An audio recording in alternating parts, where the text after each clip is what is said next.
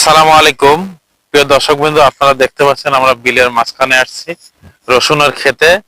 রসুনের একটা নতুন আইডিয়া দেখে আমার অত্যন্ত ভালো লাগলো এবং ভিডিওটা করতে আমার ইচ্ছা করছে। আপনারা দেখতে পাচ্ছেন রসুনের ক্ষেতে এই যে পেঁয়াজের সারি সারি আপনার হচ্ছে আলের সাইড দিয়ে লাগিয়ে দিয়েছে। আপনারা এই যে দেখতে পাচ্ছেন রসুনের মধ্যে একটা করে আহ সারি এভাবে সারিবদ্ধ হয়েছে।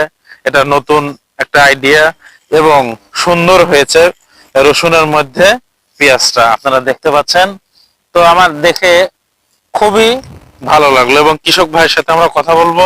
ভাই আসসালামু আলাইকুম। ওয়ালাইকুম আসসালাম। ভাই, আপনাদের নতুন একটা চিন্তাধারা, এটা কিভাবে আপনার মাথায় আসলো?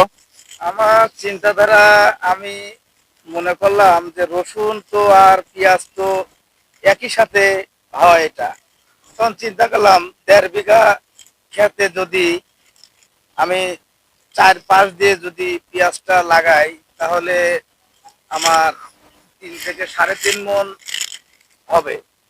যদি এটা হয় তাহলে আমার ধরেন 4 থেকে 5 মাস আমার আর পেঁয়াজ ওটা কিনা লাগবে না।